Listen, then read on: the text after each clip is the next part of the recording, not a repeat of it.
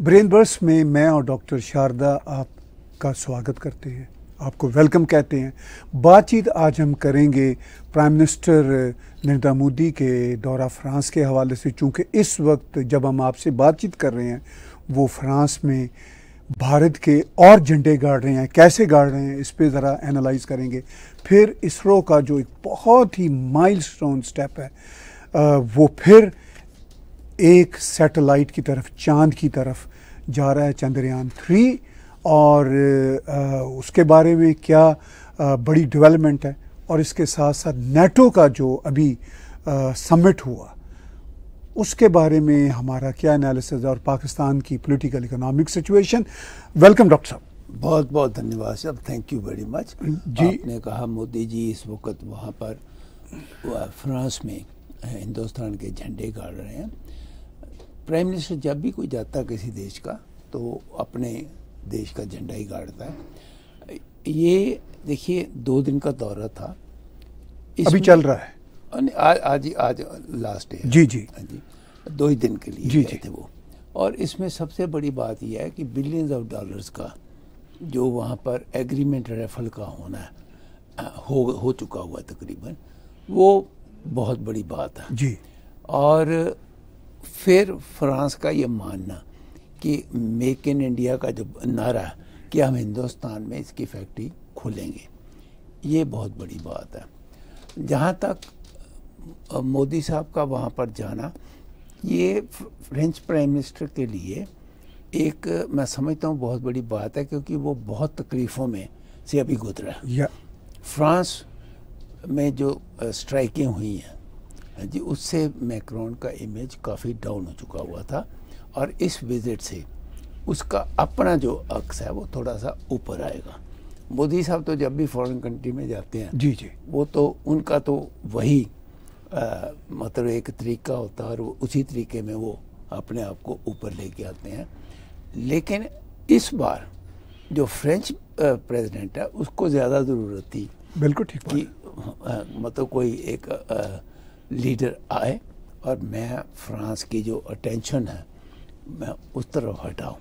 उसमें उन्होंने जो फ्रांस का सबसे बड़ा अपना अवार्ड कह लो या तगमा कह लो, वो भी उन्होंने मोदी जी को दिया। और ऑफ कोर्स जो लेडी प्राइम मिनिस्टर है उसने रिसीव किया जी उनको, और उसके बाद बातचीतें हुई। आपको भी पता, मुझे भी पता है कि बातचीतें जो फैसले हुए होते हैं जी जी जी, वो तो पहले ही ऑफिशियल्स कर लेते हैं। बिल्कुल ठीक बात, बिल्कुल ठीक। ये लास्ट मोमेंट पर वहाँ पे बैठ के एक सिग्नेचर वाली बात होती है, तो ये फैसले होने हैं।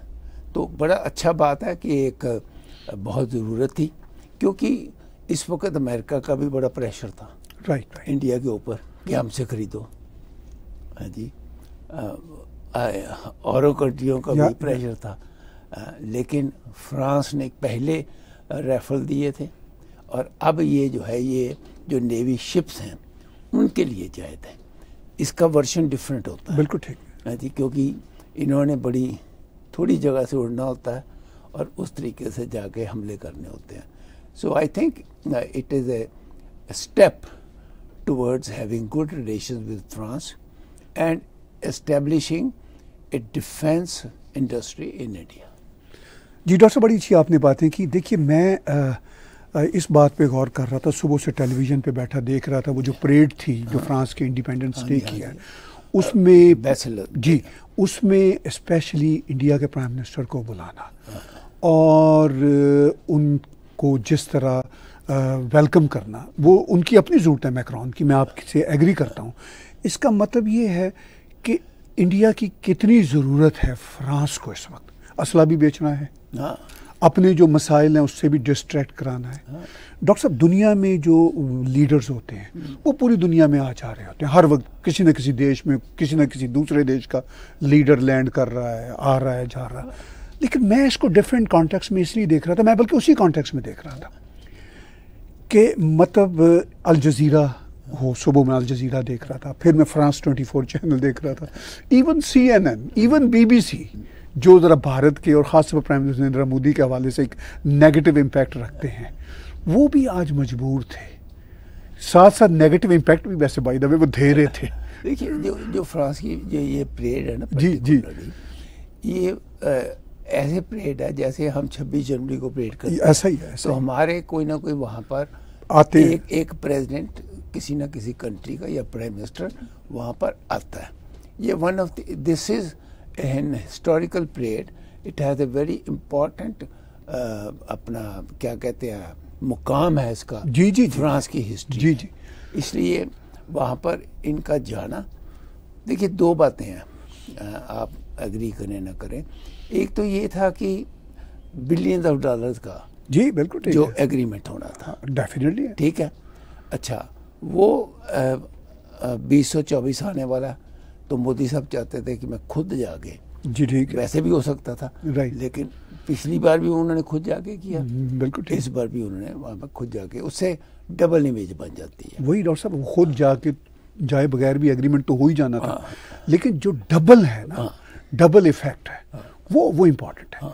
देखिए, इससे दुनिया को, उनके इलेक्शन को जो फायदे हैं, वो तो पूरी दुनिया में पॉलिटिशियंस अपने इलेक्शन के फायदे के लिए स्टेप्स लेते हैं, इसमें कोई नई बात तो है नहीं, बिल्कुल ठीक है ना, और there is nothing wrong in it, ठीक है ना। लेकिन असल चीज ये है कि मैं इस पॉइंट ऑफ व्यू से देख रहा हूं कि जब दुनिया की टेलीविजन स्क्रीनें दिखा रही हैं, मैं ये कह रहा हूं कि हर वक्त लीडर आ रहे होते हैं, जा रहे होते हैं, कोई स्क्रीन, वो सिर्फ उसी देश की स्क्रीन, जिस देश का लीडर गया होता है या जिस देश में आया होता है, वो वहीं पर ही होता है। लेकिन मैं वो टीवी स्क्रीनें आपको बता रहा हूँ जो इंटरनेशनल टीवी स्क्रीनें हैं, मुझे पता है, ठीक है ना। जब डॉक्टर साहब वो दिखाती हैं, तो उससे बेशक उस पॉलिटिशियन को भी या उन दोनों पॉलिटिशियंस को फायदे हैं, लेकिन उससे देश को ये फायदा होता है कि देश का नाम आगे आता है। यानी अब इससे मुझे जो मैसेज मिला कि भारत इतना इम्पोर्टेंट है कि अल जजीरा भी मजबूर है दिखाने पे। देखिए, दोहा के साथ रिलेशन जो है जी, वो इंडिया के बहुत अच्छे हैं, वो बिल्कुल डॉक्टर साहब, मैं एक डिफरेंट बात कर रहा हूँ। अल जजीरा ना दिखाए ये पॉसिबल नहीं है, नहीं, लेकिन वो अपना, मैं ये भी कह रहा हूँ कि वो नेगेटिव भी चला रहे हैं डिस्कशन में, वो यही नेगेटिविटी चला रहे हैं कि इसमें कोई ख़ास बात नहीं है। वो इंडिया से ही कोई हिंदू नामों के कमेंटेटर पकड़ लेते हैं और वो कहते हैं जी नहीं, ये तो मोदी जी ने सिर्फ अपनी ऑप्टिक्स के लिए किया। भाई, किया अपनी ऑप्टिक्स के लिए, मैं इससे इनकार नहीं करता, लेकिन things are way more than optics. Optics तो है ही है उसमें, ठीक है। उसमें डॉक्टर साहब जो बात हम भूल जाते हैं, जब दुनिया की बड़ी बड़ी स्क्रीनें मोदी जी को दिखाती हैं, वो सिर्फ मोदी जी को नहीं दिखा रही, वो इंडिया इंडिया इंडिया भी कर रही हैं।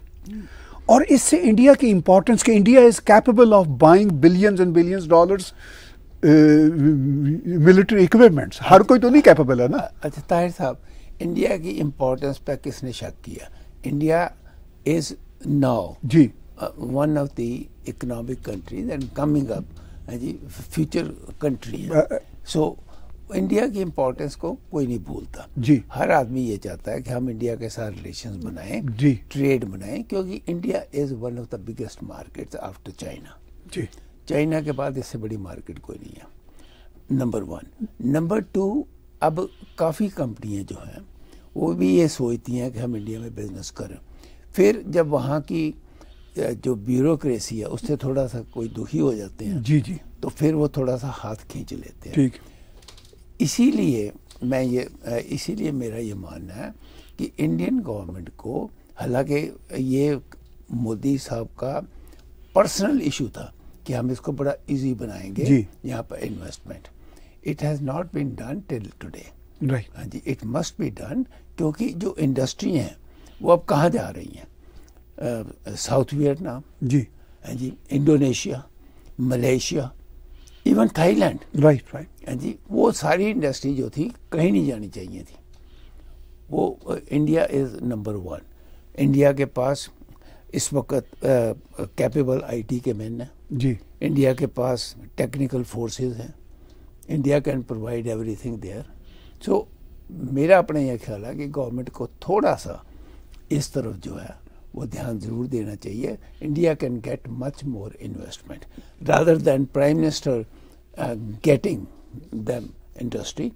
India should get industry on its own. Right.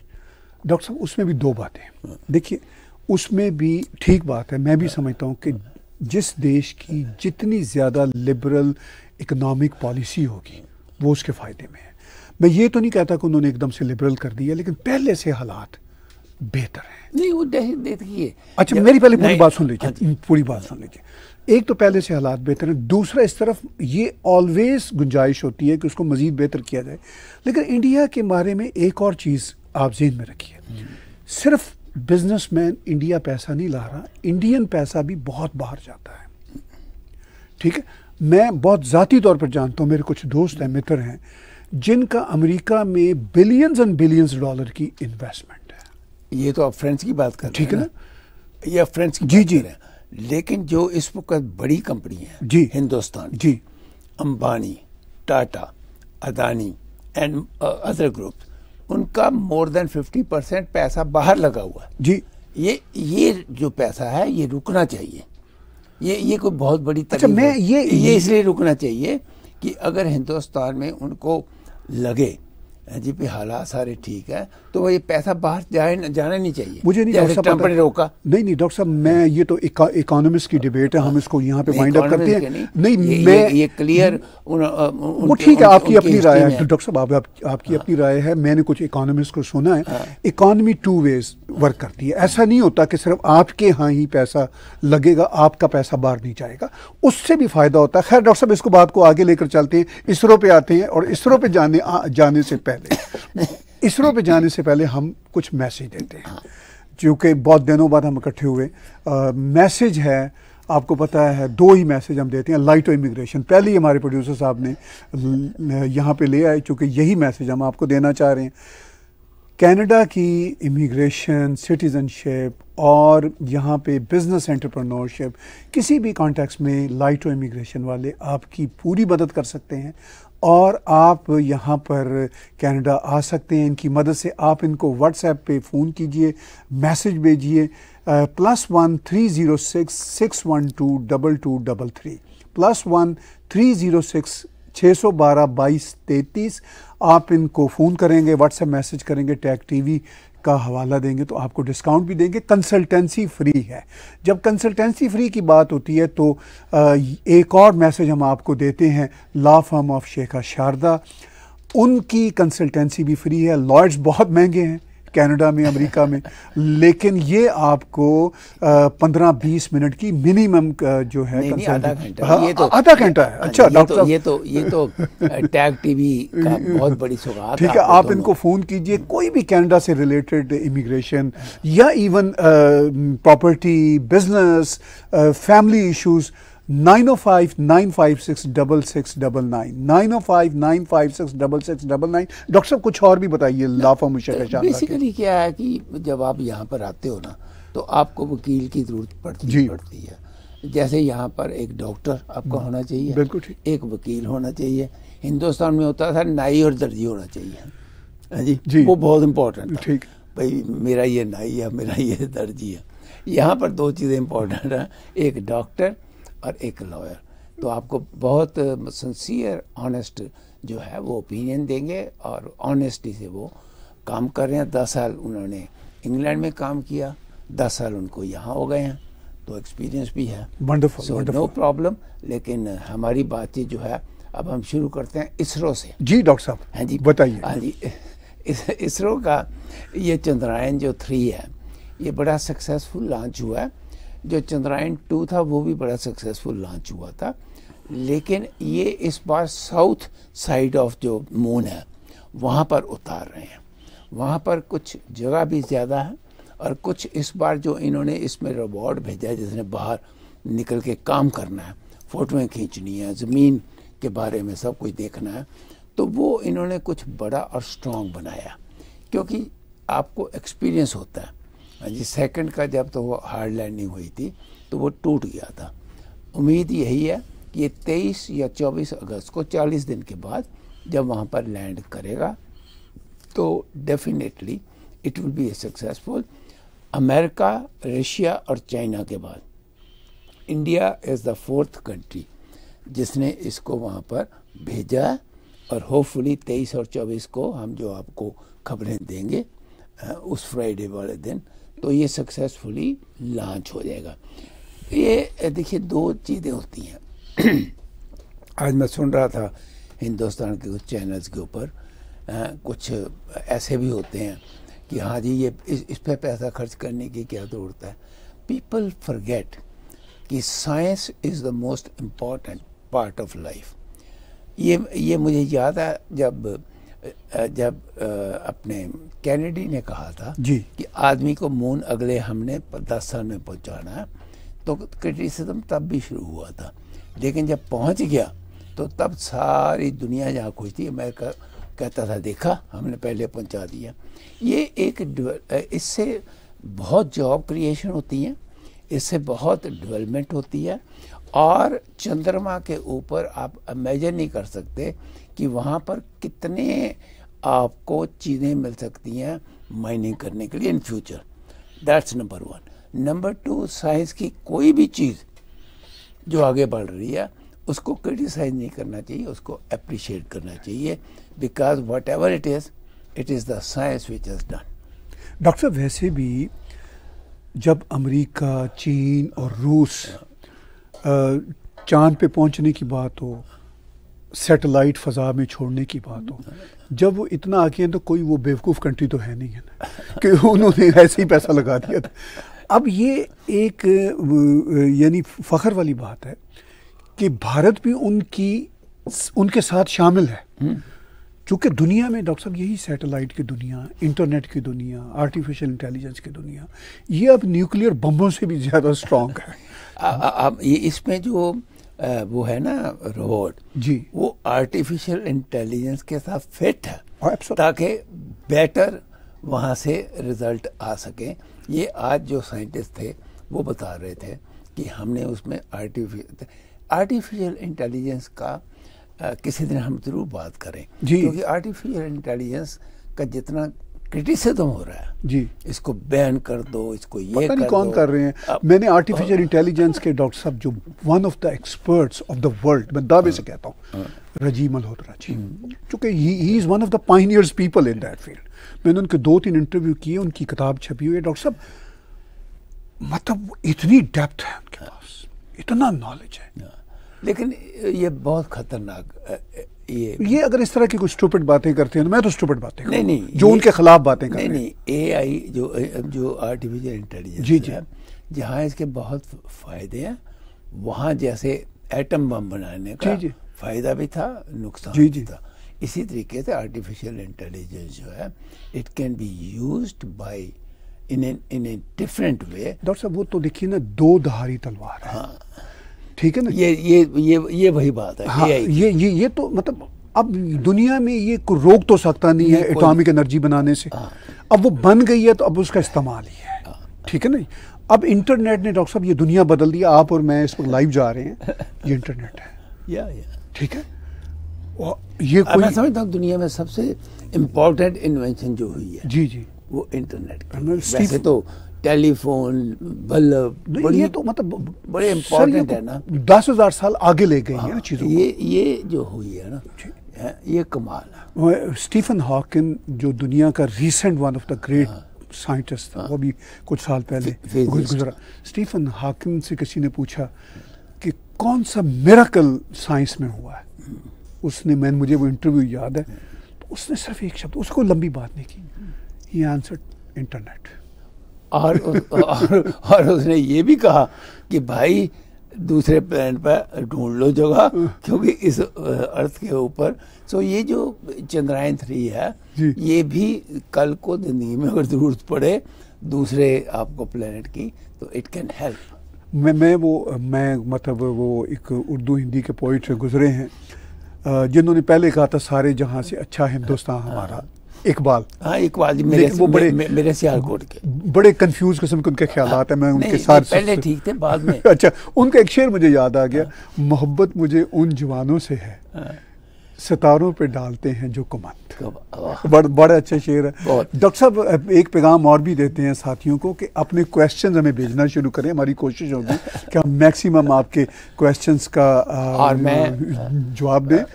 मैं आपको ये बता दूं कि अब ताहिर साहब की 4 से 6 किताबें जो हैं वो वहाँ पर जो इनके पब्लिशर हैं उन्होंने अमेज़न के ऊपर डाल दी हैं। आप उनसे डायरेक्ट भी ले सकते हैं, या हिंदुस्तान का जो अमेज़न है वहाँ से भी। ताहिर गोरा, याद रखिए, ताहिर गोरा की किताबें हिंदी में एंड उर्दू में वहाँ पर आपको मिलेगी, आप उनको खरीद सकते हैं। बड़ी अच्छी सेल चल रही है। आप जो प्रिंटर है उसको दोबारा जो है इनके कुछ नावल छापने पड़े हैं, तो आप इमेजिन कर सकते हैं। आप एक बार ज़रूर खरीदिए। और प्रिंटर का जो नाम है ये दरियागंज में है, और उनका नाम जी मैं बता दूंगा, कोटेलिया बुक्स वाले। एक कोटेलिया, कोटेलिया, ठीक है ना। हाँ जी, कोटेलिया वालों ने डॉक्टर साहब क्या किया है, एक तो वो अल पाकिस्तान का उर्दू और हिंदी पब्लिश किया है, अब रंग महल को उर्दू में ला रहे हैं। फिर कोविड के दिनों का मल्टीकल्चरलिज्म वो उर्दू में छप चुका है, अभी उसका हिंदी में आना। फिर अभी हिंदी और उर्दू में नेक्स्ट वीक मेरी पोम्स मंजर आंखों में ठहरे रहते हैं, नेक्स्ट वीक वो आ जाएगी। फिर गरुदा प्रकाशन ने वहाँ से तहजीबी रंजिशें हिंदी में मेरा नावल पब्लिश किया। और ये मैं बता दूं कि हमारे वहाँ पर बहुत लोग उर्दू पढ़ने वाले। जी ऑफ कोर्स, बहुत लोग। डॉक्टर साहब उर्दू हिंदुस्तान से आई है पाकिस्तान, तो पाकिस्तान की लैंग्वेज थोड़ी है। देखिए, चलिए पाकिस्तान भी हिंदुस्तान से ही आया। नहीं, पाकिस्तान भी वहीं से आया, लेकिन जो पाकिस्तान बना था वो तो पंजाबी, पश्तून, बलोच उन्होंने कब्जा किया, और सिंधी थे। उर्दू तो लैंग्वेज थी नहीं वहाँ, ठीक है। उर्दू तो यहाँ से गई। खैर चलिए, ये और तरफ बैठ चली जाएगी। उधर गई, और उर्दू को जो जबरदस्त वहाँ के पॉलिटिशियन ने लागू किया। जी वो ज्यादती भी हुई ना बांग्लादेश के साथ जो जुल्म हुआ। क्योंकि आपको पता है जो बंगाली हैं जी वो चाहे किसी भी रिलीजन को बिलोंग करते हैं, बिल्कुल सही, पर अपनी लैंग्वेज के वो बहुत प्राउड है, बहुत प्राउड। होना भी चाहिए। तो डॉक्टर साहब हम इससे पहले कि कुछ मैसेज और दें, मैं चाहूँगा कि हम नेटो पे थोड़ी सी बात कर लें। डॉक्टर साहब बड़ा इंपॉर्टेंट है, मैं थोड़ी सी दो शब्द कहूँगा। जो नेटो में हुआ वो मेरा ख्याल है नेटो के सभी देश एक्सपेक्ट करते थे, वही होना था। ना तो यूक्रेन को तुरंत उसमें देनी थी मेंबरशिप, क्योंकि अगर यूक्रेन को तुरंत मेंबरशिप देना है तो वो खुद वॉर में, थर्ड वर्ल्ड वॉर में घुसने वाली बात है, ठीक। लेकिन उन्होंने ये एक इंडिकेशन दे दिया कि आपको ज़रूर मिलेगी, यानी मेंटली तैयार करना शुरू करो, मिलेगी भी, वो हमें पता ही है। अच्छा, लेकिन डॉक्टर साहब जो उसमें इंपॉर्टेंट बात है, स्वीडन को पहले तुर्की कर रहा था मुखालफत, फिर वो 2 दफ़ा कुरान बर्निंग का इशू भी हुआ, तुर्की ने वो भी इशू उठाया, लेकिन समिट से 2 दिन पहले ग्रीन सिग्नल दे दिया उन्होंने। ये भी बड़ी इंपॉर्टेंट बात है। जी डॉक्टर साहब, आप कुछ मैं ये कहना चाहता था, अपने जो हमारे दर्शक हैं, कि नेटो के जो मेंबर्स हैं जी अब 32 के करीब है, आई मे बी रॉन्ग, 1 और 2 इधर उधर। जी। जब कोई नया मेंबर आता है तो यूनानिमसली फैसला होना चाहिए। अगर एक कंट्री भी ऑब्जेक्ट कर दे तो that country can not become a member. और जो टर्की है वो पिछले 4 साल से स्वीडन की एंट्रेंस को रोक रहा था, लेकिन 2 दिन पहले एर्डोगान साहब ने ये बयान दे दिया कि we have no objection, Sweden join. Sweden का ज्वाइन करना इतना इम्पोर्टेंट है क्योंकि Sweden is next to Russia. हाँ, मतलब वो फिनलैंड के बाद आता है। मतलब उसकी सरहद तो नहीं मिलती, क्योंकि मैं उसमें गया हूँ। तो वो अच्छा, वो चक्कर क्या है डॉक्टर साहब? फिनलैंड, डेनमार्क, स्वीडन, नॉर्वे, अच्छा ये सारे स्कैंडिनेवियन कंट्रीज हैं। अच्छा, फिनलैंड को सबसे ज़्यादा प्रॉब्लम है क्योंकि फिनलैंड तो बिल्कुल ही, मैं फिनलैंड तो मैं गया हुआ हूँ, ठीक, वो उसकी सरहद पे बैठा हुआ है। वो तो बिल्कुल, आपको पता है जब सेकंड वर्ल्ड वॉर में हिटलर ने सबसे पहले फिनलैंड को जो था, जी ऑस्ट्रिया के बाद, पोलैंड के बाद, जी उसने फिनलैंड को किया था, वो एक इंटरेस्टिंग है। लेकिन स्वीडन का सर, एक तो डॉक्टर साहब वो जो स्कैंडिनेवियन कंट्रीज हैं, स्वीडन इनमें ज़रा सबसे बड़ा है। डेनमार्क ज़्यादा बड़ा है अपने जियोग्राफी से, मेरे एग्जैक्ट याद नहीं एरिया में, लेकिन स्वीडन की जो डेमोग्राफीज है वो ज़्यादा फैली हुई है। और स्टैंडर्ड ऑफ लिविंग की खैर इन चारों कंट्रीज सब किसी से कम नहीं है। 4 countries are very rich, one of the top. मैं भी इन सब में गया हूँ और रिचेस्ट कंट्रीज। और चारों कंट्रियों में जो मतलब जिसको आप कहते हो लॉलेसनेस ना के बराबर है, लेकिन इश्यूज अब और कुछ है नहीं। अब इशू शुरू हो गया क्योंकि जब से वहाँ पर मुस्लिम माइग्रेशन हुई है तब से इश्यूज जो है, जो वहाँ पर लोकल लोग हैं जी जी हैं जी, वो इस चीज़ को ठीक नहीं समझ रहे। हाँ, और गवर्नमेंटें भी मेरा ख्याल है अब स्ट्रिक्ट हो गई हैं जी about the immigration. Right, have right. become all 4 countries have become strict. मैं डॉक्टर 1998 में मैं गया तो मैं एक छोटी सी एक स्टडी रिपोर्ट करना चाह रहा था कि इमिग्रेंट्स का कितना इम्पैक्ट है। तो फिर मैंने देखा कि वो मैंने अधूरी छोड़ दी। मैंने कहा ये आग है, इसमें ना ही पढ़ो तो बेहतर है। हाथ मत डालो, हाथ मत डालो। जी डॉक्टर साहब, मैसेज देते हैं लाइट टू इमिग्रेशन का।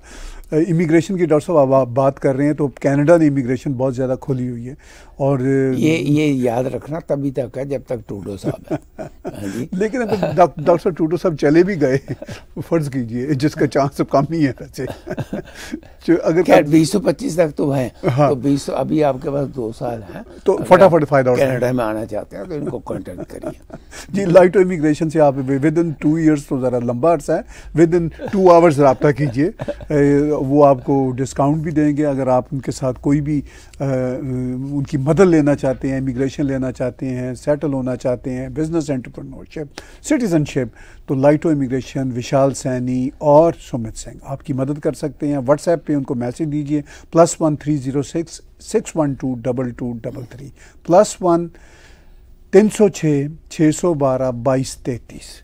पंजाबी डॉक्टर साहब बड़ी आसानी नाल याद हो जाता हाँ नहीं वही ऊपर जेन च आ जाता लफ्ज़ बड़ा वधिया ना। हाँ जी 612 2233 2233 ओ याद हो जाता ना आसान हो जाता। हाँ 306 जरा ना एरिया कोड वो जरा डिफरेंट है नहीं एरिया कोड जड़ा वो हमेशा ही हाँ अलग होता। वरना 416905 हमने कई साल तक देखे। हाँ, फिर 289 आया, अब तो 437 भी आ गया है 306 भी आ गया एरिया कोड। तो बहरहाल आप इनसे रब्ता कीजिए। और दूसरा मैसेज कनाडा में जैसा डॉक्टर साहब ने कहा अभी पीछे कि दर्जी और नाई इंडिया में इम्पोर्टेंट है बहुत बहुत बहुत। मैं डॉक्टर साहब अजय भी उत्थे इम्पोर्टेंट है। हाँ जी मैं मतलब ਜਿਹੜਾ ਬਾਰਬਰ ਹੈ ਨਾ हाँ जी हाँ जी मैं ਮੇਰੇ ਘਰੋਂ ਜਦੋਂ ਅਸੀਂ ਮਾਲਟਨ ਆ ਗਏ he was so far off। अच्छा यहाँ भी अब आप माल्टन की बात कर रहे हैं? नहीं इंडिया में जब एक ही बारबर के बाद में जाता राइट तो वो माइल्स अवे हाँ, साइकिल पर जाना राइट हाँ जी हाँ,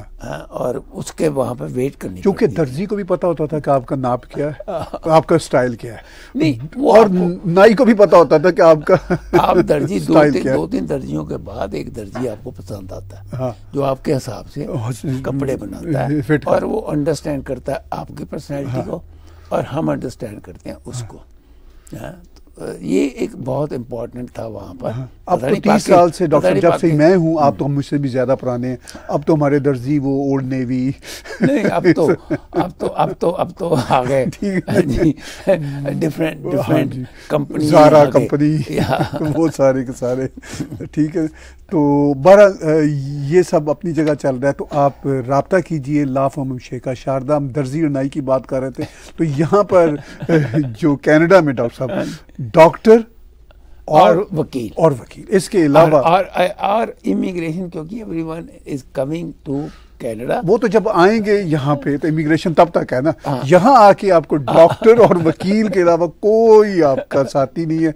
आपको मॉल में चले जाएंगे तो दर्जी की जरूरत नहीं है, वहाँ पे आपको ज़ारा मिल जाएगी, वो कपड़ों की दुकान, और वो वहाँ पे कोई ना कोई सुपर सलोन और ये मिल जाएगा। मैं अपने दर्शकों को बता दूं कि कनाडा में अभी भी यहाँ पर 16 मिलियन है, ओंटारियो में 2 मिलियन का फैमिली डॉक्टर नहीं है जी। एंड दे आर बहुत उनको दुखी होते हैं वो। डॉक्टर साहब वकील तो अफोर्ड ही नहीं होता ना। हाँ, डॉक्टर तो फिर सरकार पैसे दे देती है ना डॉक्टर को। तो नहीं लेकिन डॉक्टर भी तो होना चाहिए, अवेलेबल नहीं है तो वो ठीक है, लेकिन वकील तो यहाँ पे बहुत महंगी है। तो आपको ला फर्म शेखा शारदा आपको कहते हैं कि अगर आपको कोई भी कनाडा में कोई भी मसला हो, आपकी फ्री कंसल्टेंसी आधे घंटे तक। तो 905 956 6699 905 956 66 99 हाँ 66 भी बोलते हैं, 66 पंजाबी में, चूंकि हमारे तो गुजराती भी सुनने वाले हैं ना, मसला ये है सभी हमारे जुबानों के लोग हैं। तो 10 हिंदी में कैसे कहेंगे? 905 905 956 66 99 99, हाँ 99 हिंदी में भी 99 को पंजाबी में भी 99 ही है। हाँ 99 बहुत बढ़िया। कई वर्ड जो है ना बड़े कॉमन है। हाँ बेसिक मतलब 99 भी बोलते हैं। नहीं 99 उर्दू में शायद। हाँ ठीक है ना। हाँ तो लेकिन सबसे डिफिकल्ट बोलना है 89 वाला। 89 99 उसको हमारे उर्दू में 99। वो सबसे मुश्किल लगता है मुझे बोलना। बाकी सब अच्छा उसको 99 भी 79 भी नहीं 79 79। अच्छा 79 70। हाँ ठीक कह रहे हैं। वो 99 है। 79 99 99। ठीक है जी, गिनती हमने उर्दू पंजाबी हिंदी की याद कर ली, आज से रिफ्रेश कर ली। आखिर में थोड़ी बात डॉक्टर साहब क्वेश्चन लेने से पहले पाकिस्तान के बारे में करते हैं। पहले तो मैं पाकिस्तान वालों को इस चीज़ की बधाई देना चाहता हूँ कि पहली किश्त 1.2 बिलियन की जमा हो गई है। मैंने आगे भी आपको आगे भी कहा था कि जब IMF की किस्त आ जाएगी जी तो 1 बिलियन साउथ अरब ने भी जमा करा दिया और 2 अरब UAE ने भी है जी। तो उनकी तरफ से पैसे आने शुरू हो जाएंगे। बाकी के जो पैसे हैं जी 3.4 बिलियन 3.2 बिलियन अप्रूव हुआ है। उन्होंने ये भी कह दिया कि जो हमारी शर्तें हैं अगर उससे आपने कुताई की तो इसके बाद आपको इंस्टॉलमेंट नहीं मिलेगी। नहीं मतलब 3.4 के बाद इंस्टॉलमेंट आपको नहीं मिलेगी। तो आपको ये सोच के खर्च करना पड़ेगा। अच्छा ये जो कंडीशंस होती है, मैं I am very much against ये जो कंडीशंस लगती हैं उनको कंट्रीज के हिसाब से लगाने चाहिए। जो कंडीशंस होती हैं ना, मैं चाहूँगा इस पर आप जरूर थोड़ा सा बिल्कुल ठीक है हाँ जी बताएं कि जो गरीब आदमी है ना वो पिस जाता है। उनकी जो कंडीशंस हैं जी वो डॉक्टर साहब इस पे मैं बात करता हूँ। देखिए डॉक्टर साहब 2-3 बातें।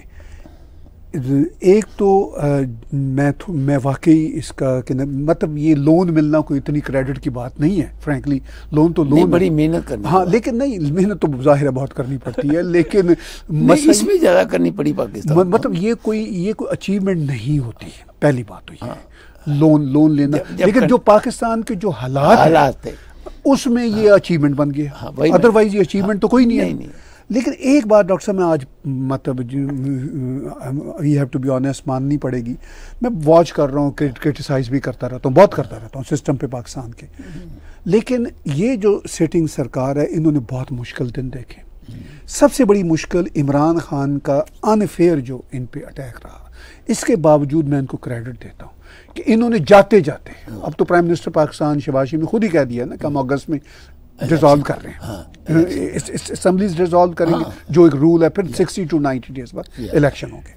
तो इन्होंने जाते जाते जो मईशत है जो वहाँ की इकॉनमी है उसको कुछ सहारा दिया है।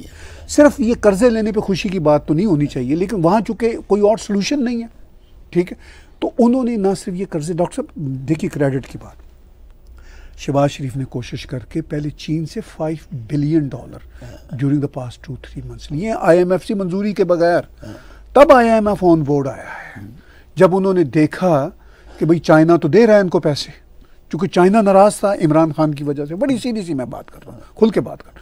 शहबाज शरीफ ने फिर शहबाज शरीफ ने धुआंधार और बड़े यानी दौरे किए UAE के सऊदियों के। उनको कई बार की है अच्छा उनको ऑन बोर्ड लिया। मैं देखिए शहबाज शरीफ मेरा ख्याल है मैं ये मानता हूँ पंजाब पाकिस्तान में जब वो चीफ मिनिस्टर था उसने काम किए थे।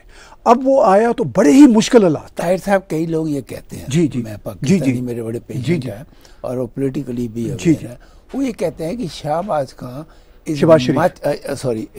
शरीफ is much more down to earth than Nawaz Sharif. Absolutely he is. मैं ये बात मानता हूँ, कोई इसमें शक वाली बात नहीं। शहबाज शरीफ मैं अब ये तारीफ करने लगा हूँ लोग मेरे खिलाफ हो जाएंगे। आई डोंट केयर ठीक है ना जी। चूंकि पाकिस्तानी नहीं वो चूंकि पाकिस्तानी बड़ी पोलराइज सोसाइटी है ना। अच्छा अब वो जो है वहाँ पे अब शहबाज जो है वो बेचारा कहीं जाके सेटल हुआ है। थोड़ा सा सेटल होते ही उसने कह दिया भाई मैं तो जा रहा हूँ। लेकिन ये एक रियलिटी है कि शहबाज और उसकी टीम ने कोशिशें करके पाकिस्तान की इकोनॉमिक कोई थोड़ी सी स्टेबिलिटी लाए हैं। और तो वहाँ से इकोनॉमिक स्टेबिलिटी कर्जों के अलावा तो पॉसिबल नहीं है। कर्जे भी नहीं मिल रहे थे ना डॉक्टर साहब। Sometime when you need a mortgage ठीक है कर्जा ही है ना मॉर्टगेज अरे आपके दोस्त ही आपको नहीं दे रहे थे, ठीक है ना, सऊदी अरेबिया हुए, यूएई जैसे। अच्छा, उन्होंने वो किया। अब उससे सिर्फ वही नहीं है, स्टॉक एक्सचेंज भी बेहतर होना शुरू हुआ, सारा डॉलर भी डॉलर। ये जब तक इमरान खान का फितना, मैं वैसे फितना कहूँगा, जब तक ये इसने मुसीबत डाली हुई थी ना, ये कुछ नहीं कर सके। जब ये इन पे लगाम पड़ा है ना, सिर्फ लगाम की बात नहीं है, ये अंदर तो बेचारे 1.25 साल 1.5 साल से काम कर ही रही है टीम, ठीक है, ओवर अ नाइट तो नहीं रिजल्ट आते ना डॉक्टर साहब, इट टेक्स टाइम। अब वो आए हैं, अब ये जो मतलब एक फितना है, मैं बिल्कुल ये पक्का फितना है, ये पाकिस्तान की बर्बादी का है ये सामान जो उसका रवैया है, इमरान खान, कोई शक वाली बात नहीं। तो इन्होंने अब कोई थोड़ा सा उसको सहारा दिया। और मैं आपको डॉक्टर साहब एक बात बताऊं, अगर ये इनकी सरकार बन गई और इमरान खान का फितना काबू में रहा, या वो इंसान बन जाए, तो शहबाज शरीफ अगर आता है दोबारा से प्राइम मिनिस्टर, ये पाकिस्तान को कर्जों से भी बाहर निकालने की इसमें एबिलिटी है, मैं ये आपको बता रहा हूँ। क्योंकि बिजनेसमैन है ना, जो बिजनेसमैन होता है। अच्छा, ये इंडिया के साथ भी कोई ये ना फजूल किस्म की बात नहीं करता खुद से। अब जाहिर है वो जरदारी करेगा, जरदारी ने फौज को खुश करना है, वो जो जरदारी का बेटा भी है करेगा, बिलावल करेगा। लेकिन वो जाहिर है, हम समझते हैं कि वो उनको करना ही है, पॉलिटिक्स में इतना तो चलता ही है। देखिए, ये भी कुछ कभी ना कभी कश्मीर कह देगा। पाकिस्तान का, भाई मैं कह रहा था, पाकिस्तान का कोई भी लीडर हो, उसने कश्मीर इशू को तो उठाया। अच्छा, लेकिन हमने देखा 1.5 साल में शहबाज शरीफ ने एक मौके के अलावा किसी जगह पे इस बयानबाजी से परहेज किया, ठीक है, क्योंकि वो अपनी मुसीबतों में फंसा। अच्छा, मुसीबतों से फंसा, दूसरा ही अंडरस्टैंड्स कि भाई हमने इंडिया, अब इंडिया हमारी पहुंच से बाहर है मतलब हम छू भी नहीं सकते नेचुरली, अब तो ठीक है। कभी था जमाना कि ये ऑब्सेशन था, ठीक है, अब हम छू भी नहीं सकते। तो हमें प्यार मोहब्बत से ही रहना है अल्टीमेटली, ठीक है। ये आदमी और इसकी टीम अगर ये आते हैं पावर में, तो they will do that in terms of having good relation with India too. लेकिन जाहिर ओवर नाइट नहीं होगा, नहीं, ठीक है ना सर। ये होगा, ये पाकिस्तान की इकोनॉमी को भी कर्जों वर्जों से बाहर लाने की इसमें सलाहियत है, मैं ये आपको बता रहा हूँ, कोशिश, ठीक है, ये कर सकते हैं, बिकॉज दे नो बिजनेस, ठीक। और बिजनेसमैन भी इनके साथ ऑन बोर्ड आएंगे। तो पाकिस्तान की बेहतरी तो हम सोचते हैं डॉक्टर साहब, हम तो हर कंट्री, हर ह्यूमन बीइंग की मतलब भला हो आवाम का। सिर्फ हम पाकिस्तान के सिस्टम से ये कहते हैं कि ये जो नफरतों का कारोबार है और ये जो भारत दुश्मनी का एक किया हुआ है, ये बंद करें, टोटल बंद करें, क्योंकि इसका फायदा पाकिस्तान को ही है बंद करने से, और किसी को नहीं है डॉक्टर साहब। कश्मीर देखिए, जो कश्मीर है वो तो मिलने से रहा, किसी भी हालत में नहीं। तो ये दिमाग में डाल लेना चाहिए, और ये वोटर्स को भी पता है, राइट, ये वोटर्स को भी पता है, राइट, ये अपने दिमाग से निकाल डॉक्टर साहब। अब हम क्वेश्चंस लेते हैं, मगर क्वेश्चन से पहले मैसेज दोबारा देते हैं, अब क्विक देते हैं मैसेज। लाइटो इमिग्रेशन कहते हैं, टेलीफोन बता दो। हाँ, +1 306 612 2233 306 612 2233 612-2233 316 कोड के साथ, और लॉ फर्म ऑफ शेखा शारदा का 905 956 6699। अभी हम बात कर रहे थे 905 956 6699। आप रब्ता कीजिए, कोई भी लीगल इशू हो वो सॉल्व होगा। क्वेश्चंस अगर हैं, हमारे प्रोड्यूसर साहब हमें देना शुरू कर दिया उन्होंने। Sharda sir, what do you think about US and Russia reaction of PM Modi visit to France? Important question. देखिए, यूएस और रशिया को इसमें कोई इतराज़ नहीं है, क्योंकि पीएम मोदी साहब तकरीबन हर डिफरेंट कंट्रीज़ में जी जाते रहते हैं। और फ्रांस जो है, याद रखिए, France is very close friend of America, right. हाँ जी। रशिया जहाँ तक है, रशिया को डेफिनेटली ड्यू टू नेटो वो रशिया के अगेंस्ट है, और रशिया को वो क्रिटिसाइज करते हैं। और रशिया जो है वो इस वक्त इस पोजीशन में नहीं है कि वो कमेंट करे, क्योंकि वो मोदी साहब को क्रिटिसाइज करने से तो वो रहा जी, इनकी अपनी फ्रेंडशिप है जी। तो इसलिए मेरा ख्याल है कि बोथ कंट्रीज आर ओके। बिल्कुल ठीक कह रहे। अगला क्वेश्चन जी आलोक रश्मि जी का, what is your view on India Canada relationship in view on recent events? वो देखिए बड़े दुख की बात है।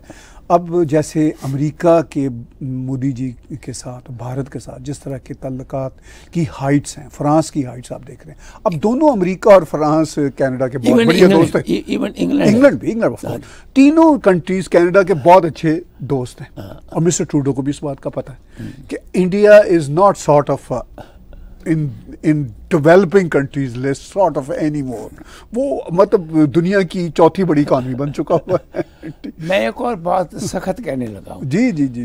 Canada needs India, India does not need Canada if at all it goes up to that extent। बिल्कुल ठीक है जी, क्योंकि हमें यहाँ से कोई ऐसी चीज़ें नहीं चाहिए, क्योंकि पेट्रोलियम ये दे नहीं सकते, इनका सारा पेट्रोल जो है उसके ऊपर कब्जा अमेरिकन का है। राइट। पेट्रोलियम हमें वैसे ही रशिया और सऊदी अरेबिया से बड़ा अच्छा मिलता है, जो हमारी डिपेंडेंसी जो है हम सेल्फ सफिशिएंट है बाकी चीज़ों में। राइट। बिल्कुल आपने ठीक कहा जी। ये रिलेशनशिप ट्रूडो साहब की अपनी इंटरनल पॉलिटिक्स की वजह से बहुत स्टूपिड हैं। अब देखिए डॉक्टर साहब, लिबरल सरकार है ऑस्ट्रेलिया में, मगर उन्होंने एक्शन लिया एक्सट्रीमिस्ट एलिमेंट्स के। ठीक है नहीं, ट्रूडो साहब तो लगता है खुद ही एक्सट्रीमिस्ट एलिमेंट्स की गोद में बैठे हुए ना, लस्सी पी रहे हैं शायद। वो देखिए उनको अपनी, मुझे ये नहीं समझ आया कि उनको अपनी गवर्नमेंट का इतना क्या खतरा है। What do they think about it? जी, मुझे तो ऐसे लगता है जैसे उनके सिर के ऊपर ना तलवार लटका रखी है इन्होंने। और वो बयान अभी उन्होंने पिछले हफ्ते फिर दे दिया। हाँ जी, वो बयान जो है वो एंटी इंडियन है।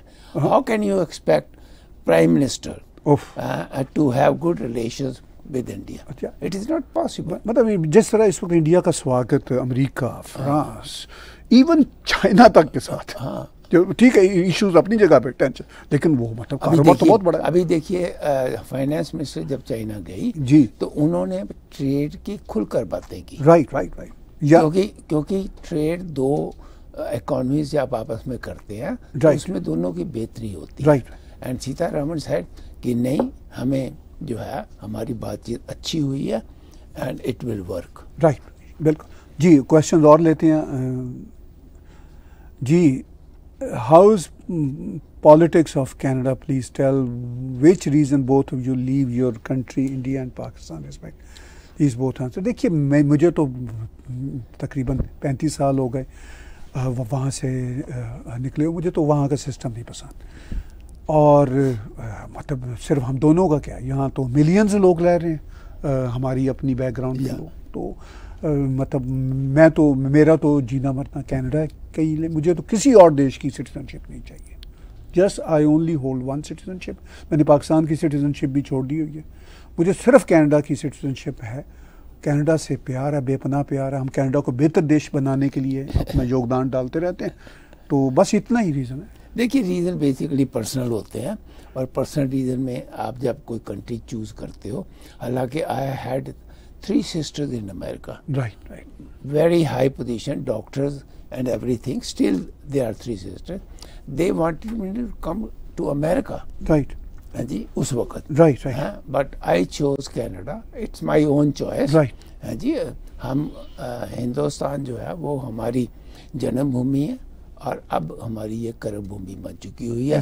मैंने 1974 में जी सिटीजनशिप जब ली थी, तो दैट्स ऑल। क्योंकि आपको इंडियन पासपोर्ट तो देना ही पड़ता है। वो आप मतलब इंडिया में तो आप ड्यूल सिटीजन रख ही नहीं सकते, है नहीं। सो इसलिए we are Canadians now, and thanks for your question. Right जी। अगला क्वेश्चन जी। European Parliament discussing about the Manipur riots but not a single word about France riots, why? जी डॉक्टर साहब आप लीजिए इसका। देखिए बेसिकली क्या है कि देयर आर सम एलिमेंट्स जी एवरीवेयर जो ये महसूस करते हैं कि कहीं ना कहीं हिंदुस्तान में सो कॉल्ड ह्यूमन राइट्स का वायलेशन हो रही है। जो यूरोपियन पार्लियामेंट है, आपको ये मैं बता दूं कि that is most of the people are leftist ideology रखते हैं, और इसलिए मेरा अपना ये मानना है, देखिए चाहे वो ठीक हो चाहे गलत, मेरा ये मानना है कि किसी कंट्री को हक नहीं है किसी कंट्री के बारे में बात करने का, उनके वहाँ इंटरनल अफेयर्स का। जैसे हम कहते हैं कि उनको मणिपुर नहीं डिस्कस करना चाहिए, वैसे ही मैं कहता हूँ उनको फ्रांस नहीं डिस्कस करना चाहिए। जी, फ्रांस का अपना इशू है, हमारा अपना इशू नहीं, लेकिन उनका क्वेश्चन भी डॉक्टर साहब अच्छा है, आपने भी जवाब ठीक दिया कि अगर यूरोपियन पार्लियामेंट भारत के इंटरनल इश्यूज को डिस्कस कर रहे हैं तो फिर कनाडा के और फ्रांस के भी इंटरनल इश्यूज को डिस्कस कर लें। नहीं, मैंने कहा ना वो करो ना। नहीं, मैं मतलब अगर वो करते हैं तो फिर तो फेयरनेस यही है ना कि आप यहाँ पे भी वो हुए थे, ट्रकर्स प्रोटेस्ट हुए थे, कितना मसला बना था, कभी यूरोपियन पार्लियामेंट ने इशू नहीं उठाया था उनको, ठीक है, अभी भी है कोई मतलब इमरजेंसी लगानी पड़ गई थी तो यूरोपियन पार्लियामेंट ने। तो ये वेस्टर्न वर्ल्ड का डॉक्टर साहब एक अपना कॉस्मेटिक एक चक्कर है, कभी ये लिबरल आइडियोलॉजी के चक्कर में, कभी कंजर्वेटिव आइडियोलॉजी के चक्कर में, कभी ये जो है लेफ्ट एक्सट्रीम का आइडियोलॉजी के चक्कर में, इनको दुनिया को लेक्चर देना बड़ा पसंद है। लेकिन अब जमाना आ गया है कि दुनिया इनके लेक्चर सुनेगी, ये मैं आपको बता दूं। चाइना ने भी इनको लेक्चर देना शुरू कर दिया। देखो डॉक्टर साहब, चाइना के जो इश्यूज हैं वो मैं समझता हूँ, लेकिन ये भी मैं रियलिटी मानता हूँ कि चाइना ने अपनी आवाम को बहुत ऊपर उठाया, ठीक है। जो इंफ्रास्ट्रक्चर चाइना ने बनाया है वो मतलब उन्होंने कोई कम्युनिस्ट पार्टी के लिए नहीं बनाया, आवाम के लिए। लोग मैं ना कम से कम 100 डॉक्यूमेंट्री जी ऑन चाइना इंफ्रास्ट्रक्चर देख चुका, राइट, और मैं बयान सुन चुका हूँ जो वहाँ पर यूरोपियंस अमेरिकन जाते हैं कि व्हाट इंफ्रास्ट्रक्चर दे हैव। मैंने आगे भी कहा था, फिर बता देता हूँ अपने दर्शकों को, they have the double of highway then USA. जी डॉक्टर साहब बिल्कुल, उनकी ट्रेन सिस्टम तो दे आर नंबर 1 दुनिया में। कोई अच्छा, ये जो फिर डॉक्टर साहब उन्होंने एलिवेट किया ना, अच्छा, लेकिन वेस्ट हर वक्त कोई ना कोई लेक्चर अपने पॉलिटिकल पंगे लिए रखता है। ठीक है, चाइना के कुछ इश्यूज हैं जो जिसपे हमें भी कंसर्न है, नहीं, हमने वो करते ही रहता है, लेकिन ये है कि फिर चाइना भी आपसे पूछेगा, फिर इंडिया भी आपसे पूछेगा ना कि आपके अंदर जो मजीद इश्यूज हैं। अपने आप को डेमोक्रेसी कहता है जी, कोई ऐसा कितने राइट्स सुप्रीम कोर्ट ने खत्म कर दिए लोगों के, ऐसे जी, कितने राइट्स सुप्रीम कोर्ट ने, क्या कर सकते हो आप? और जितने मसाइल हैं मतलब अमेरिका में भी अभी, तो वो उन सबको एड्रेस करना है। तो मतलब ये जो दूसरे को लेक्चर देने का रवैया है ना, ये जरा आदमी को सोच कर, यूरोप वालों, वेस्टर्न वर्ल्ड को बड़ी शौक है, यूरोप वालों को शौक। हाँ, मतलब नहीं, वो यहाँ से भी बड़े होते हैं, ट्रूडो सब कम करते हैं, ठीक है ना जी, उनको तो लेक्चर सुबह शाम देते रहते हैं, ठीक। तो एनी हो, हमारे पास 3-4 और क्वेश्चंस हैं, हम कोशिश करते हैं कोई इनका जवाब दें। जी, अगला क्वेश्चन आ गया अजय साहब का कि Pakistan is like any other African nation ruled by military junta, but the junta is hiding behind the garb of democracy. Army has been able to legitimize itself as harbinger of law and order in Pakistan, but is this sustainable? देखिए अजय साहब, मैंने बहुत honest in चीज़ों को देखा। Africa की जो है ना डिक्टेटरशिप, उससे तो जैसे कहते हैं भगवान ही बचाए, पाकिस्तान की उस लेवल की अभी डॉक्टर साहब कभी भी नहीं गई, ठीक है। अब वो तो खैर दैट इज अफ्रीका की और कुछ साउथ अमेरिका के कुछ कंट्रीज हैं, वो तो भगवान बचाए, वो अनबिलीवेबल है। अच्छा, पाकिस्तान में ये देखिए, वो असली डिक्टेटर है, वो असली डिक्टेटर है, बहुत ही वो जिसका चाहे उसी वक्त सिर उसका अच्छा कर दें। तो लेकिन ये है कि अगर देखिए पाकिस्तान, जैसे हमने पीछे बात की डॉक्टर साहब के साथ, अगर पाकिस्तान अपने इशू से निकल आए और ये हेट्रेड से और ये जो हिंदू दुश्मनी, इंडिया दुश्मनी के चक्कर से निकल आए, तो हम भी उसके लिए दुआ को हैं। पाकिस्तान में पोटेंशियल है डॉक्टर साहब, चूँकि आफ्टर ऑल वो है तो उसी रीजन में ना, जो रीजन आगे बढ़ रहा है। देखिए उनकी लैंड बड़ी फर्टाइल है, ठीक है, सब कुछ है, मतलब लोग भी हमारे जैसे ही हैं। अच्छा, उनके जो एजुकेशन आईटी की, जी, वो भी काफी बिल्कुल अच्छी है, डॉक्टरी अच्छी है डॉक्टर साहब, वहाँ बहुत सारी चीजें अच्छी हैं, सिर्फ माइंड सेट चेंज कर लें। आप ये देखिए कि अमेरिका के सिर के ऊपर बैठा हुआ निकरागुआ, उसका जो डिक्टेटर है, उसने हजारों लोगों को उठा के अंदर कर दिया, क्या किसी ने कुछ कर दिया? नहीं, वो तो डॉक्टर साहब इंतहा है ना। नहीं, अफ्रीका, अब सूडान में सिविल वार चल रही है, सैकड़ों लोगों का पता ही कुछ नहीं है जी। सूडान में कम से कम 4 मिलियन लोग घर से बाहर हैं। डॉक्टर साहब वहाँ पे खत्म ही नहीं होता मसला। तो वो देखिए, उसके बाद जो छोटे छोटे कंट्रीज हैं जी, माली जैसे अफ्रीका में दूसरे कंट्रीज हैं जी, वो उन कंट्रियों में जो कुछ हो रहा है, आप उसकी दिमाग में सोच भी नहीं सकते। तौबा। तो इसलिए पाकिस्तान के साथ मुकाबला नहीं है। नहीं है। पाकिस्तान अगर अपना थोड़े से माइंडसेट को ठीक कर लेना तो लोग हमारे जैसे ही हैं तो चीज़ें बड़ी बेहतर हो सकती हैं। ठीक है जी, अगले को दो एक सवाल जो रहते हैं, लेट्स हैव अ डिस्कशन। ये एक चैनल है, मेरा नाम लिखा, I am a regular follower of Tag TV, love what you guys are doing, my question is do you consider yourself an Indian और अ पाकिस्तानी? टफ नहीं, बिल्कुल टफ नहीं है। मुझे को पूछता है, मैं ये कहता हूँ कि I am a Canadian of Indian heritage, born in political Pakistan. सीधी सी बात है। देखिए, अगर किसी यूरोपियन से, अगर आप किसी जर्मन से पूछें, वो कहेगा जी मैं जर्मन हूँ, बिल्कुल ठीक है, लेकिन वो ये कहे कि मैं यूरोपियन नहीं हूँ तो वो झूठ बोलेगा। इसी तरह उस रीजन का कोई भी आदमी, सब कॉन्टिनेंट जिसको हम बोलते हैं, साउथ एशिया भी जिसको बोलते हैं, वो ये कहे कि मैं भारतीय नहीं हूँ तो वो झूठ बोलेगा। ठीक है, वो अफ़गानी भी हो सकता है, नेपाली भी हो सकता है, वियतनामी भी हो, सॉरी वियतनामी में ऐसे निकल गया, नेपाली, भूटानी कहना चाह रहा था, भूटानी भी हो सकता है, श्रीलंकन भी हो सकता है, बांग्लादेशी भी हो सकता है, पाकिस्तानी भी हो सकता है, जिस तरह जर्मन है, फ्रेंच है, ब्रिट्स है, मगर वो यूरोपियन भी हैं। खैर, मेरे मामले में ज़रा और मसला है। मैं तो सीधा सीधा कहता हूँ कि मैं तो टोटल भारतीय हूँ। मैं इंडियन भी शब्द इतना पसंद नहीं करता। ठीक है, मैं सीधा सीधा भारतीय हूँ, मैं भारतीय हूँ, कैनेडियन भारतीय हूँ। ये है मेरा 2 शब्दों में जवाब। और मेरा जवाब वही है, लेकिन थोड़ा सा उल्ट। जी, पैदा पाकिस्तान में हुआ नहीं डॉक्टर साहब, उस वक्त पाकिस्तान नहीं था इंडिया था। इंडिया था। लेकिन we love India as much as, but since I have taken the citizenship here, I consider myself, I have said hundreds of times, myself only Canadian and Canadian. नहीं, मैं तो डॉक्टर साहब कहता हूँ I am Canadian of Indian heritage. नहीं, वो तो सीधी सी बात। नहीं, वो तो ना भी कहे तब भी। हाँ, नहीं, वो बड़ा इंपॉर्टेंट है। अच्छा डॉक्टर साहब, सवाल कुछ बढ़ते चले जा रहे हैं, हम जरा क्विक जवाब देते हैं। Anish Gandhi ji, my question is sir, what other countries learn from India's moon projects? I think their new generation will definitely takes interest. देखिए, जो कंट्रीज ऑलरेडी 4 मैंने आपको गिना दी जी, USA, रशिया एंड चाइना, वो तो India is the 4th country. इसमें मैं आपको कुछ कंट्रीज बता देता हूँ, Japan, France and England. If they want, they have the resources and the knowledge, they can send any time any kind of Sputnik to anywhere, लेकिन some or the other they don't want, so it is up to them. But I don't know, जो आपका question था वो किस country से related था। देखिए, इसके लिए रिसोर्सेज भी चाहिए। ये कोई ऐसा ये नहीं है 100-200 रुपए वाली चीज़। You need billions of dollars. If you have the resources you can do it, if you don't, अब जिनके पास रिसोर्सेज था वो नहीं करना चाहते। फ्रांस कर सकता है, जापान कर सकता है, जर्मनी के पास नो हो है जी, इंग्लैंड के पास है, वो नहीं करना चाहते। That is their choice. या वो चूंकि अमेरिका पे डिपेंड करते हैं, क्योंकि उनके पैक्ट्स हैं उनके साथ। तो बहरहाल अगला क्वेश्चन लेते हैं अक्षय जी का, what is the future of Maharashtra? आज हमारी डिस्कशन में तो नहीं है, तो मेरा ख्याल है फिर इस पे देखिए, जो महाराष्ट्र का फ्यूचर है वो जो 2024 का इलेक्शन होगा, जी, वहाँ से हमें पता चल जाएगा कि ये जो 3 पार्टियों का आपस में मेल हुआ है जी, उसमें लोग क्या सोचते हैं। That we will know only.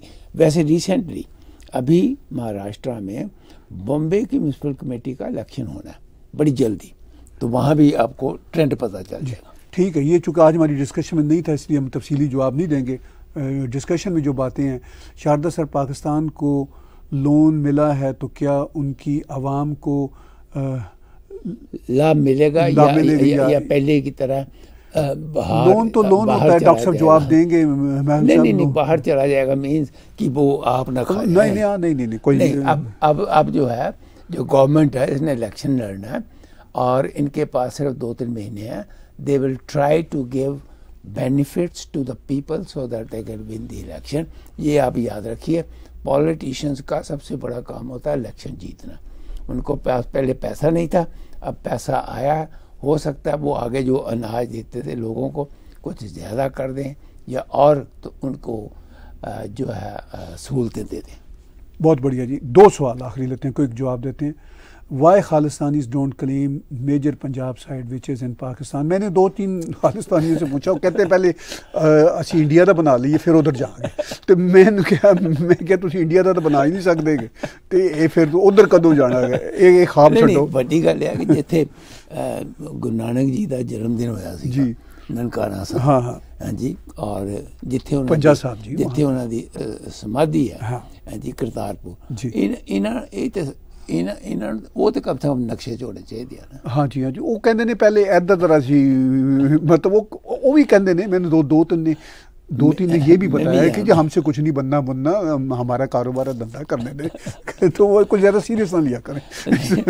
आप हैरान हो गए, वाघा बॉर्डर से लेके दिल्ली तक उनका जो मैप है, मेरा बहुत, मैं क्लोजली स्टडी किया हुआ, कुछ लोग भी थे मेरे वाघा, तो वो मैंने कहा ये वाघा से दिल्ली तक, कहते बस यही है जी, नक्शा बना हुआ जी। आखिरी क्वेश्चन लेते हैं जी। यूक्रेन रशिया वार का क्या होगा, पुतिन का क्या होगा? देखिए, मैं पुतिन के बारे में एक बात बता दूं। पुतिन ने अभी एक जनरल जो है, जो यूक्रेन का ईस्ट साइड का वो वहाँ जनरल था, उसको हटाया। इसलिए हटाया कि उसने, मतलब था वो रशिया का जनरल, लेकिन वो यूक्रेन की, यूक्रेन का वो इंचार्ज था जी ईस्ट यूक्रेन जी का। उसने जो कमांडर है आर्मी का, उसको क्रिटिसाइज किया था कि ये वार ठीक तरीके से नहीं लड़ रहे। अब आर्मी के अंदर काफ़ी डिसेंट, जो मुझे पता जी, आर्मी के अंदर काफ़ी डिसेंट चल रहा है। वो कैसे उभर के सामने आएगा या नहीं आएगा, ये तो टाइम बताएगा। But I think Putin is not in a good position जी। वो बहुत अच्छी पोजीशन में भी नहीं है, और अभी उसमें नेटो के समिट में भी उनसे कहा गया कि भाई आपको हम तब गले लगाएंगे नेटो को जब आप हरा देंगे रूस को। लेकिन रूस को वो यूक्रेन तो नहीं हरा सकता ना, तो वो तो जाहिर है पीछे तो पूरा वेस्ट ही है। अब फ्यूचर जो क्या होगा वॉर का, मेरी अपनी जो ओपिनियन है, रूस इस जंग से बाहर निकलना चाहता है, लेकिन यूक्रेन ज़ाहिर नहीं चाह रहा। यूक्रेन के चाहने ना चाहने से कोई फ़र्क नहीं पड़ता, वो तो अमेरिका से ही फ़र्क पड़ना है ना। अमेरिका क्या चाहता है? अमेरिका पूरा, जिसे हम हिंदी में कहते हैं, ठोकना चाहता है, पूरा ठोकना चाहता है रूस को। लेकिन वो भी इतना आसान नहीं, वो भी उसकी इकॉनमी को ठोकना चाहता है। सर वो भी, दोनों चीज़ें भी 2-3 लेवल पे खेल चल रहा है। एक तो ये है कि इकॉनमी को तो ठोकने की कोशिश कर ही रहे हैं, वो ना भी ये जंग होती तो वो व्लादिमीर पुतिन साहब खुद इतने डिक्टेटर हैं कि उन्होंने इकॉनमी को काफ़ी ठोक के रखा हुआ था खुद भी।